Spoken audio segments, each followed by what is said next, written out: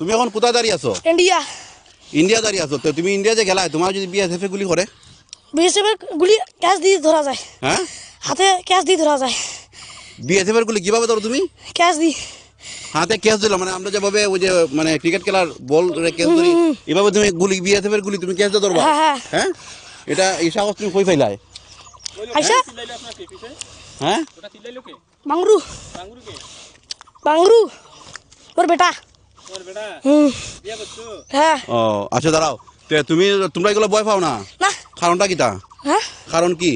কারণ আমরা বই খোঁজ যাই। যে কোনো সময় যদি তোমার গুলি করে তখন তুমি কি করবা? তখন তো তোমার খানলে হবে না। সেটা ক্যাচ ধরিব শেষলে চিন্তা করেন, এরা ক্যাচ ধরবো। হ্যাঁ, তে মানে এই কারণে আমরা বাংলাদেশের যে মানুষ যাইব, এই কারণে তারা গুলি করে।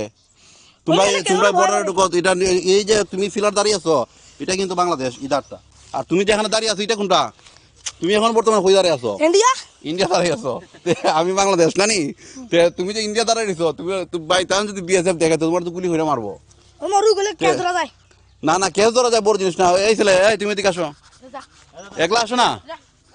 যাই হোক, এর মোটামুটি সাহস আছে। এক ক্যামেরার সামনে হয়তো ডরায় না, এক গুলি ক্যাচ ধরে লাই। চিন্তা করতেন অবস্থাটা। তুমি মানে এইভাবে যাওয়া তো ঠিক না, বুঝছো কিটা কইছি? তোমরা গার্জেন এগুলো জানায় না, এগুলো ইন্ডিয়া যে কোনো সময় গুলি করতে পারে। হ্যাঁ, কত গেলাম। হ্যাঁ, ফুটবল খেলা কি গেলাম। কত গেছো ওইদিকে দিয়া? হ্যাঁ, তার কাটা পারে গেলাম। তার কাটা পার হয়ে গেছো? তা কি? হ্যাঁ, তার কাটা পার হয়ে যেতে পারো তুমি? হ্যাঁ। বাহ বাহ, এই হচ্ছে অবস্থা। ঠিক আছে, যাও। ঠিক আছে, যাও।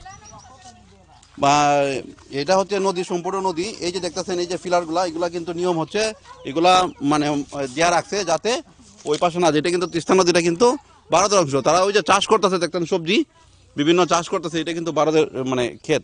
তো যাই হোক, এটা মানে নিয়ম হচ্ছে যাওয়ার না, কিন্তু অনেকেই কিন্তু এইভাবে যাতায়াত করে। একবার তারা যে কোনো সময় যে কোনো মুহূর্তে গুলি করতে পারে অথবা যে কোনো কিছু করতে পারে। এটা কিন্তু তখন তাদের রাইট থাকে, কারণ আমরা দেশের সীমানার বাইরে কিন্তু যাওয়া ঠিক না। কিন্তু তারা দেশের মাটিতে গেলে অনেক সময় এই সমস্ত উগ্রভাবে চলাফেরা করলে তো যে কোনো সময় যে কোনো কিছু করবে। তো সুতরাং আমাদের বাচ্চা যারা আছে, গার্জেন যারা আছে, তারা সচেতন হওয়া উচিত। কারণ তখন গুলি করলে কিন্তু কিচ্ছু করতে হয়। কারণ লাস্ট যদি তার সীমান্তে থাকে তখন সে রাইট, সে তার ঠিক পজিশনে আছে। তো যাই হোক, এটা সতর্ক করা উচিত বাচ্চাদেরকে, কারণ এভাবে যাওয়া ঠিক না। আর এটা কিন্তু আমি বর্তমানে যে জায়গায় দাঁড়িয়ে আছি, এটা নদীর ভিতরে আমি নামছি। নদীর মধ্যখানে আমি দাঁড়িয়ে আছি, নদীর মানে সাইড কিনার নিয়ে। আর এইদিকে হচ্ছে ভারতের অংশ, এইদিকে হচ্ছে বাংলাদেশের অংশ। আর এই যে ক্ষেতগুলা দেখতেছেন, এগুলা তারা বেশিরভাগ ওই ভুট্টা চাষ করে। আর কিন্তু যখন পানি ছাড়ে তখন কিন্তু আর এগুলো চাষ করা সম্ভব হয় না। পানি মানে বর্ষার সিজনে কিন্তু এগুলা এখানে কোনো কিছু করা যায় না। আর শীত মৌসুমে কিছু ফসল তারা চাষাবাদ করে থাকে। তো যাই হোক, আমি ওইটাই দেখাইলাম, মানে ভারত এবং বাংলাদেশ সীমান্তের যে তিস্তা নদীর মোহনা, তিস্তা নদী যে প্রথম ঢুকছে বাংলাদেশে, এই জায়গায় কিন্তু তিস্তা নদী প্রথম বাংলাদেশে প্রবেশ করেছে।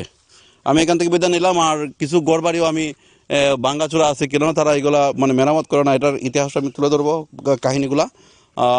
এই বলে আমি এখান থেকে বিদায় নিলাম তিস্তা নদীর সামন থেকে। আর আমার যেখানে দাঁড়িয়ে যেটা হচ্ছে নীলফামারী ডেমরা উপজেলার কালীগঞ্জ গ্রাম থেকে আমি বিদায় নিলাম। আসসালামু আলাইকুম। ঠিক আছে, মিনিট উঠে